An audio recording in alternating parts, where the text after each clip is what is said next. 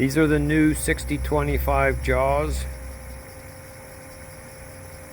They seem to be running fairly true. I'm looking at the face of the base plate. This piece was turned in another chuck, held on a tenon. I drilled it, cleaned up the hole, and then mounted it on the 6025 using the reversing adapter, the chuck reversing adapter in my tailstock. And it seems to be running very true, fairly true right out of the gate. When I put a chisel to it,